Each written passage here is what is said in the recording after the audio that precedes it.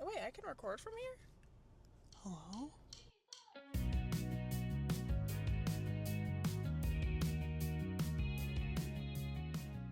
What is up, YouTube? Oh, she is clipping on that one.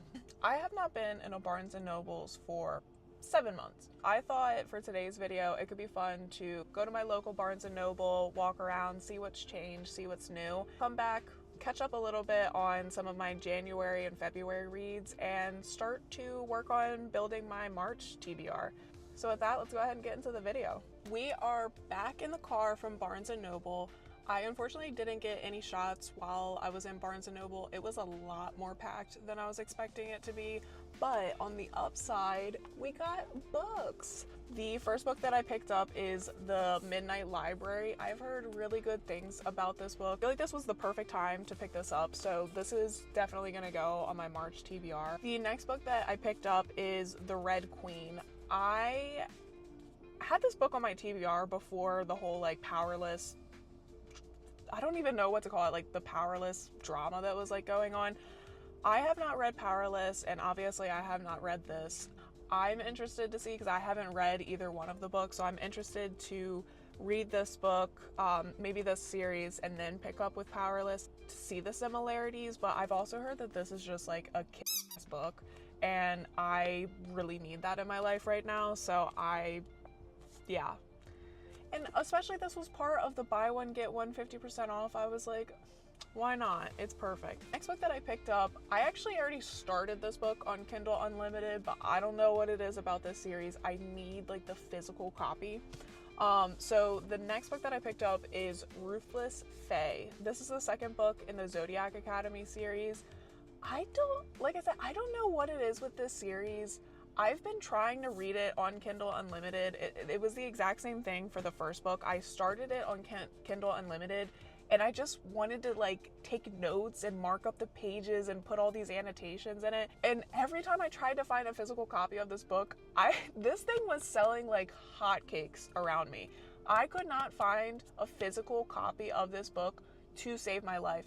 I looked at like different websites for shops around me and would call around, and like no one had a physical copy of this book. It was like this specific copy, not like this edition or whatever, but specifically the second book in the series. Like I could not find it anywhere. So the fact that I found this out in the wild, I just immediately grabbed that. Oh my gosh, I'm so excited. Okay.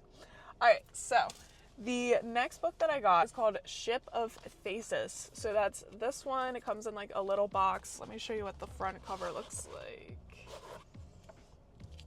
So this is what the front cover looks like. I can't remember exactly what this type of book is called, but it reminds me of House of Leaves, where there's a central story that is being told, but in order to fully understand what the story is and all that it encompasses, you have to read the footnotes and annotations that are also added into the book. There's a lot going on to this book. So the first layer of this is that it is a book that is written by an author who very little is known about. There's a lot of mystery surrounding this author. And this specific book is the last book that they ever wrote. I believe this is like their 20th book that they've written. On top of that, so that's the main story that you have. So then on top of that, there are two students that are going to this college that basically are passing this book in between themselves. So there's Eric, who owns this book and left it in the library one night. Jennifer ends up stumbling upon it. She finds it, she sees the annotations, and she starts contributing to the annotations.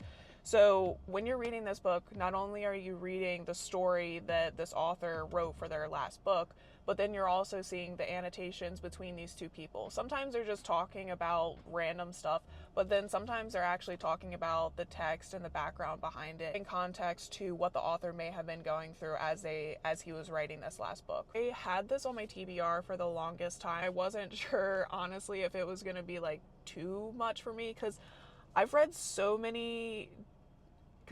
different recommendations on how to read this book. Like some people recommend reading the book all the way through one time, like the book itself, without reading the annotations, and then going back and reading the annotations to add more context to the book. But that honestly sounds really involved in like a whole college level class. I was always intimidated to take it on, but when I saw it at Barnes & Noble's, the fact that it was the last copy, I don't know what it was. It just like, it kind of like sparked, and I was like, okay, yes, this is my book. And as soon as I checked out, I walked over to like their Starbucks or whatever you call it, and I couldn't help myself. I went ahead and started reading it. I think the way that I'm going to approach it is that I'm going to read a couple chapters of the book itself and then go back and reread and kind of just do a tandem read that way. And this book has been on my TBR for a while, and no matter which way you go about it, this book definitely will take some time to digest and fully grasp. So those are all the books that I got from Barnes & Noble. Before ending the video, I did want to catch up a little bit and talk about some of my January and February reads, and talk a little bit about my March TBR. So for January reads, I read 1, 2, 3, this 7 or 8, because technically I finished this one on February 1st. Alright, so the first book that I read this year was Throne of Glass. So I actually started this on New Year's Day, and very slow burn. I think that's a common opinion across the board. You can tell that Sarah Maas is building towards something in this series. Obviously at this point I don't know what. But Throne of Glass was really good, just a real slow burn. Definitely had interesting points, but I don't think that's going to be my favorite in the series. Next up is Hidden Pictures. I liked this book. I don't know if this is because I tend to read a lot of mysteries and thrillers, but I felt like even though I didn't get the plot twist at the end, I felt like in a way the book was uneventful and almost predictable in some senses. It was a good book. It just wasn't my favorite book so far this year. Next book that I read was Lessons in Chemistry. Oh my god. I love this book. It's probably my favorite book, and my only regret is that it had been on my TBR for as long as it had been, because honestly it was the cover. The cover threw me off, and I know this is like a book cardinal sin, but I wasn't sure, like, not that anything is wrong with like chick lit or anything. I mean, like, I read it, but it's just like sometimes I need to be in the mood for it, and I feel like that's what I was gearing it up to be, was like just like your typical rom-com type book, and that's not what it is. Highly recommend this book. If you have not read it already, read it. If I could give it 10 stars out of 10, I would. It is amazing. The next book that I picked up in January was The Sweetest Oblivion. This is the first book in the main series, and I didn't like it at first, but towards the middle, I started to really like the romance in the main characters. So it definitely grew on me, but I did not like it at first. And actually, I started to like it so much towards the end that I immediately picked up the second book in the series, which is The Maddest Obsession. So The Sweetest Oblivion, I gave that one 5 stars because, like I said, like the characters just started to grow on me, and I liked how that one ended.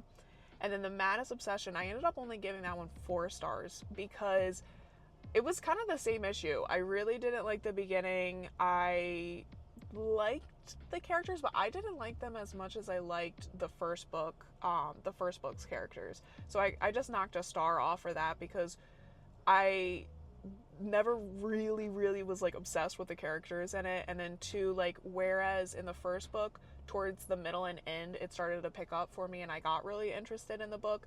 I never really had that for the second book. Liked the series, but just, I don't know, that second book just wasn't doing it for me as much as the first one. After that, I picked up Iron Flame and I read Onyx Storm like shortly after that. Luckily, I didn't feel that cliffhanger ending as much because I immediately like went into the next book. But then how Onyx Storm ended, oh my gosh. I'm debating on doing like an in-depth review and look at Onyx Storm because, I mean, if you think about it, this is the 3rd book in the series. We have 2 more books after this. So there's so many different ways that the series could go. So I kind of want to do like a deep dive into it. I could talk about that series all day. I ended up giving Iron Flame and Onyx Storm both 4 stars. They're just not as good as the first book in the series, if I'm being totally honest. It's my opinion. I'm sorry. Onyx Storm just has me like super excited to see where everything goes. The next book that I picked up after that is The Reappearance of Rachel Price. So this is the book that I ended my January with. I did not like this book. I didn't. I gave it 4 stars. So, I mean, I feel like that's pretty middle of the road. I was interested in it and it had me in the beginning, but then it just started to become, I don't even want to say like unrealistic, especially like when you get to the end and you find out like the whole like what actually happened. Like I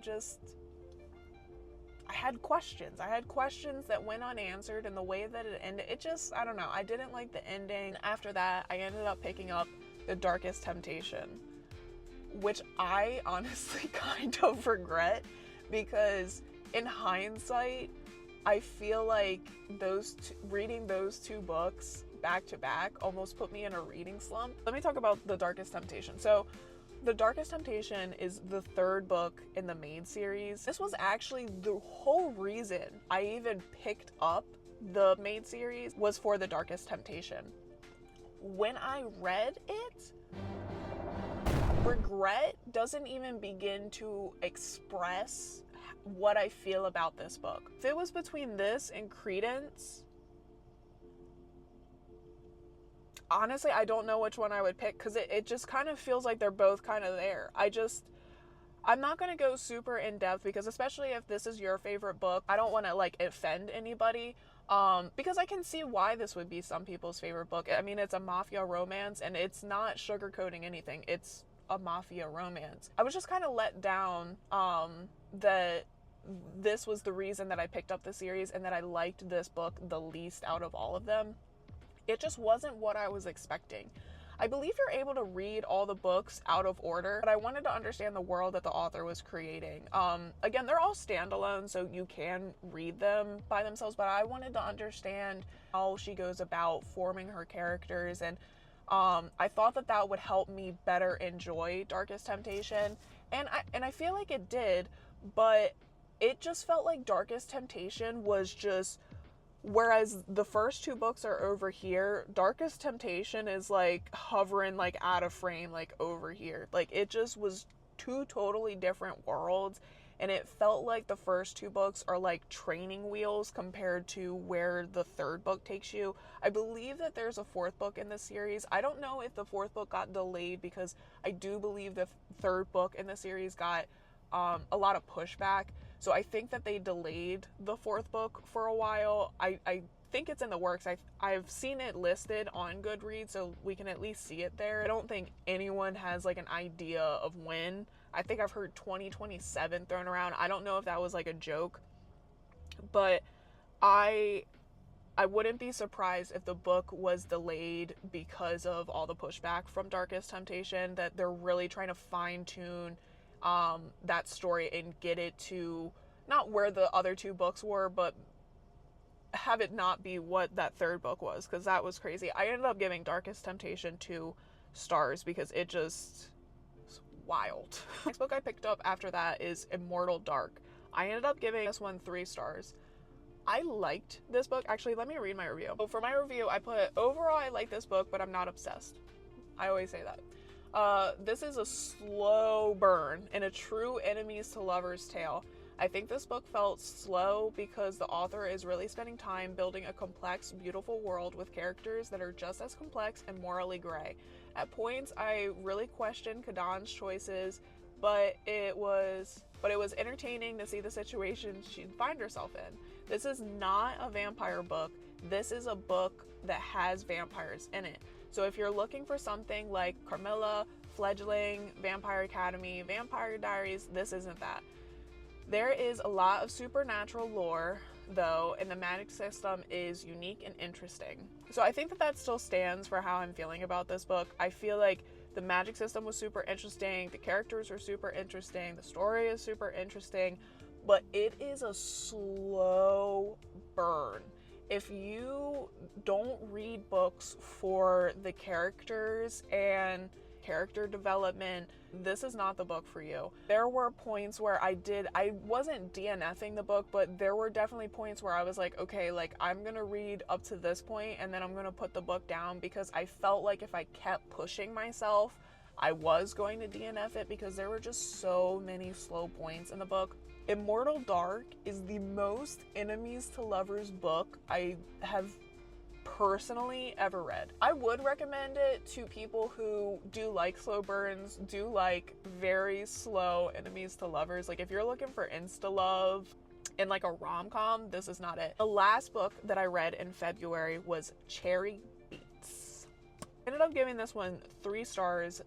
This is from the Gods of Rock series. So this is the first book in that series. I do not think I'm going to be continuing the series. I can see why people like the book and I can see why it was rated as highly as it was, but I feel like, one, in addition to, I probably just picked it up at the wrong time. I didn't like either of the main characters. Like, they were both kind of annoying in their own little way, in my opinion. Those were all the books that I read in January and February.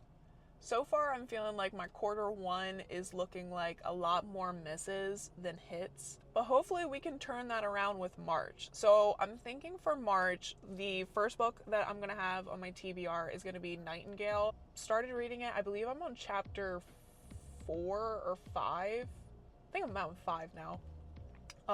But so far it's really good.